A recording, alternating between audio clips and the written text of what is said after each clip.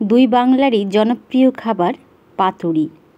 বিভিন্নভাবেই পাতুরি কিন্তু তৈরি করা হয়ে থাকে। নমস্কার, আমি রিঙ্কু। আমার এই ছোট্ট চ্যানেলে তোমাদের সকলকে স্বাগত। আজকে আমি তৈরি করব রুই মাছ দিয়ে পাতুরি। তো পাতুরি কিন্তু বিভিন্নভাবেই তৈরি করা হয়ে থাকে। এটি কিন্তু কলা পাতায় তৈরি করা হয়ে থাকে এবং লাউ পাতা দিয়েও কিন্তু তৈরি করা হয়ে থাকে। আজকে কিন্তু কলা পাতা এবং লাউ পাতা কোনোটিই নয়, আজকে কিন্তু চাল কুমড়ো পাতা দিয়ে তোমাদেরকে পাতুরি তৈরি করে দেখাবো। তো চলো আমরা চাল কুমড়ো পাতাগুলো নিয়ে আসি। তো দেখো চলে এসেছি কিন্তু আমাদের ছোট্ট একটি সবজি ক্ষেত, সেখানেই। তো দেখো এদিকে কিন্তু ভীষণ মেঘ করেছে আর এদিকে ভীষণ রৌদ্র। হয়তো বর্ষাকালে এইরকমই হয়ে থাকে। তো বৃষ্টি আসার আগে কিন্তু পাতাগুলোকে আমি ছিঁড়ে নিই। তোমাদের কাছে লাউ পাতা থাকলে তোমরা কিন্তু লাউ পাতা দিয়ে তৈরি করতে পারো। যেহেতু আমাদের এখানে গ্রামের বাড়ি হলেও এখনও সেইভাবে লাউ পাতা হয়নি, তো সেই কারণে প্রচুর পরিমাণে চাল কুমড়ো পাতা রয়েছে। চাল কুমড়ো পাতা দিয়ে কিন্তু আজকে তৈরি করে ফেলবো। আর চাল কুমড়ো পাতাটা কিন্তু খেতে অসম্ভব সুন্দর লাগে এবং চাল কুমড়ো পাতাটা কিন্তু ভীষণ সুন্দরভাবে গলেও যায়। তো সেই কারণে চাল কুমড়ো পাতা দিয়ে কিন্তু আজকে তৈরি করব। তো দেখো পাতাগুলো কিন্তু এখানে ছিঁড়ে নিচ্ছি, একটু কচি কচি দেখে পাতাগুলো ছিঁড়ে নেব। এখানে দেখো একটা চাল কুমড়োও হয়েছে। তো যাই হোক, সমস্ত পাতাগুলোকে ছিঁড়ে নিয়ে আমি কিন্তু ধুয়ে পরিষ্কার করে নিয়েছি। এবার কিন্তু এখানে দিয়ে দেব সামান্য পরিমাণে নুন এবং এখানে দিয়ে দেব আর কিছুটা হলুদ গুঁড়ো। এই পাতাটাকে কিন্তু এইভাবেও কিন্তু ভেজে খেলে ভীষণ ভালো লাগে, যেটা কোনো কিছুই পুর লাগবে না, এমনি পাতাটাকে মুড়িয়ে পাতাটা ভেজে খেলে ভীষণই সুস্বাদু লাগে। তো যাই হোক, আজকে মাছের যেহেতু রেসিপিটা তোমাদের সঙ্গে শেয়ার করব, সেই কারণে মাছ দিয়ে আজকে কিন্তু পাতুরিটা তৈরি করছি। আর এখানে নিয়েছি আমি 6 পিস মতো রুই মাছ। তোমরা চাইলে কিন্তু এখানে কাতলা মাছ বা বাটা মাছ, অন্য যে কোনো মাছই তোমরা কিন্তু এখানে ব্যবহার করতে পারো। ইলিশ মাছটাও ব্যবহার করতে পারো। তো যাই হোক, নুন হলুদ মাখানো হয়ে গিয়েছে মাছে। আর এখানে লাগছে আমার জিরে বাটা, আদা বাটা, সর্ষে বাটা, কাঁচা লঙ্কা বাটা এবং গরম মশলা বাটা। এই মশলাগুলো দিয়ে কিন্তু আমরা তৈরি করে ফেলবো। আর এদিকে দেখো কড়াইতে দিয়ে দিয়েছি তেল, তেলটাও গরম হয়ে গিয়েছে। এখানে কিন্তু আমরা মাছগুলোকে হালকাভাবে ভেজে নেব। তোমরা চাইলে কিন্তু এখানে কাঁচা মাছটাও ব্যবহার করতে পারো, তবে মাছটা ভেজেও নেওয়া যায়। তো আজকে কিন্তু আমি মাছটা ভেজে পাতুরিটা তৈরি করব। তো দেখো এখানে কিন্তু খুব বেশি ভাজবো না, হালকা ভেজেই কিন্তু তুলে নেব, খুব লাল লাল করে এখানে ভাজার প্রয়োজন নেই। তোমরা যারা আমার এই ভিডিওটি ফেসবুক থেকে দেখছো, ভালো লাগলে লাইক কমেন্ট শেয়ার করে দিও, এবং যারা ইউটিউব থেকে দেখছো তারা অবশ্যই চ্যানেলটিকে একটু সাবস্ক্রাইব করে পাশে থেকো। যারা আমার এই চ্যানেলটিকে লাইক কমেন্ট শেয়ার করো তাদেরকে অনেক অনেক ধন্যবাদ। দেখো এখানে কিন্তু মাছগুলোকে আমার ভাজা হয়ে গিয়েছে, যেহেতু আমি অল্প ভাজবো তো হালকা মতন ভাজা হয়ে গিয়েছে, এবং এভাবে কিন্তু আমরা তুলে নেব মাছগুলোকে। সব মাছগুলোকে তুলে নিয়েছি। এবার কিন্তু যে বাটা মশলাগুলো রেখেছিলাম সেগুলো সবই দিয়ে দেবো। এখানে জিরে দিয়ে দিয়েছি এবং দিয়ে দিচ্ছি আদা বাটা, এবং এখানে দিয়ে দিচ্ছি সর্ষে বাটা।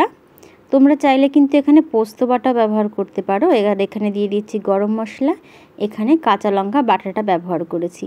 যে যেমন ঝাল খাও সেই অনুযায়ী কিন্তু এখানে লঙ্কাটা ব্যবহার করো। এবং দিয়ে দিয়েছি কিছুটা পরিমাণে হলুদ এবং কিছুটা পরিমাণ নুন। নুনটা যেহেতু আমি আগে মাছ ভাজা ব্যবহার করেছি এবং পাতাতেও ব্যবহার করেছি, তো সেই অনুযায়ী কিন্তু এখানে নুনটা আমি ব্যবহার করব। এবার সব মশলা দিয়ে কিন্তু আগে ভালো করে মেখে নিচ্ছি। এবার কিন্তু দিয়ে দেব সর্ষের তেল। সর্ষের তেল দিয়ে এবারও কিন্তু সুন্দর করে আমি মেখে নেব। যে কোনো পাতুরি বা ভাপা এতে কিন্তু সর্ষের তেলটাই বেশি ভালো লাগে। তো অবশ্যই তোমরা সর্ষের তেলটাই ব্যবহার করার চেষ্টা করো। দেখো এইভাবে সমস্ত মাছগুলোকে আমি সুন্দর করে মেখে নিচ্ছি, এবং এইভাবে আমি মোটামুটি 10 মিনিট মতো রেখে দেবো ম্যারিনেশন করে।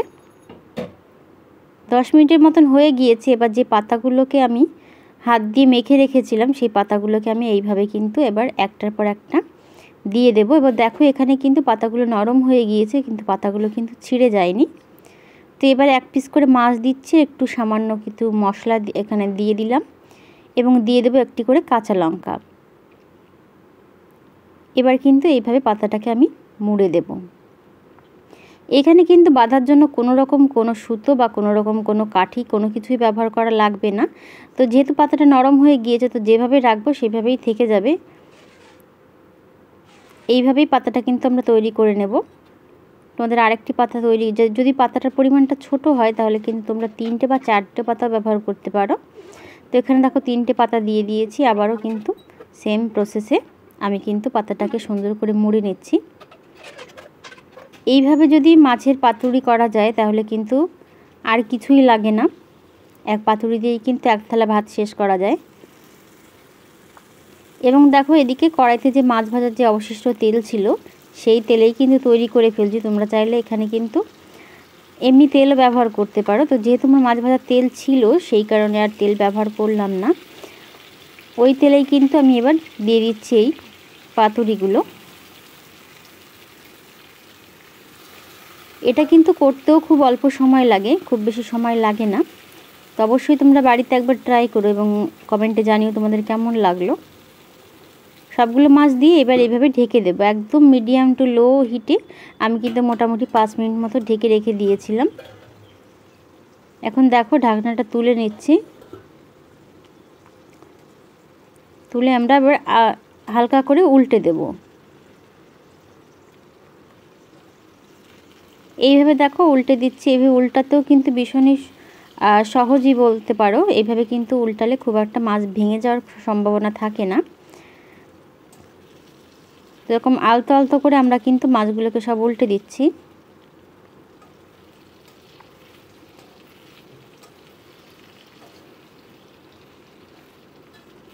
এবং দেখতেই পাচ্ছ পাতাগুলো কিন্তু সুন্দর ভাজা হয়ে গিয়েছে এক পাশটা। তো এইভাবে উল্টে আমি কিন্তু আবারও ঢাকা দিয়ে দেবো মোটামুটি আরও 5 মিনিটের জন্য। যেহেতু মাছটা আগে ভাজাই ছিল আমাদের, সেই কারণে খুব বেশি সময় এটাতে লাগবে না। তো দেখো খুব সুন্দরভাবে কিন্তু আমাদের পাতাগুলো, সমস্ত পাতুরিগুলো ভাজা হয়ে গিয়েছে এবং পাতুরি থেকে কিন্তু সুন্দর তেল ছেড়ে দিয়েছে।